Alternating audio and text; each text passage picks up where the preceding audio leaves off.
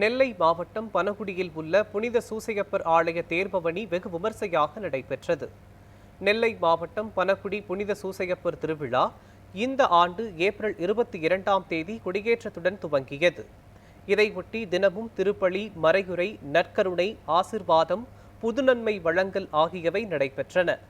இந்நிலையில் வான வேடிக்கையுடனும் மேளதாளத்துடனும் தேர்பவனி துவங்கியது. முதல் தேரில் மிக்கேல் அதிதூதரும், இரண்டாவது தேரில் புனித சூசையப்பரும், மூன்றாவது தேரில் மாதாவும் பக்தர்களுக்கு காட்சியளித்தனர்.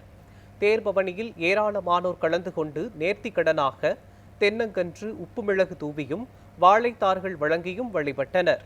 கடந்த 8 ஆண்டுகளாக ஆலய கட்டுமான பணி நடைபெற்று வந்த நிலையில் தற்போது ஆலய திறப்பு விழா நடைபெற்றதாக பேரூராட்சி துணைத் தலைவர் சகாய புஷ்பராஜ் தெரிவித்தார். பனகுடியில் அமைந்துள்ள புனித சூசையப்பர் தேவாலயத்தில் ஒவ்வொரு வருடமும் ஏப்ரல் 22ஆம் தேதி கொடியேற்றத்துடன் திருவிழா தொடங்கி 10 நாட்கள் மே 1ஆம் தேதி வரை நடைபெறுவது வழக்கம். கடந்த 8 ஆண்டுகளாக கோவில் கட்டுமான பணி நடந்து பெற்று வந்ததால் இந்த வருடம் நிறைவுற்று ஏப்ரல் 22ஆம் தேதி கொடியேற்றம் அன்று புதிய கட்டிட திறப்பு விழா நடைபெற்றது.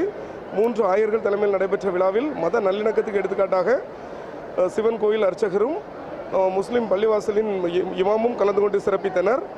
நேற்று இரவும் இன்று பகலும் தேரோட்டம் நடைபெற்று வருகிறது. இதில் அனைத்து மதத்தினரும் கலந்து கொண்டு சிறப்பித்து வருகின்றனர். அனைவரும் தங்கள் காணிக்கைகளையும் நேர்ச்சை கடன்களையும் செலுத்தி வருவதுடன் புதிய ஆலயத்தை அனைத்து மதத்தினரும் தரிசித்து சூசையப்பரின் அருள் பெற்று வருகின்றனர். தமிழ்நாடு மாநிலம் மத நல்லிணக்கத்திற்கு எடுத்துக்காட்டாக விளங்குவது இதிலிருந்து தெரிய வருகிறது.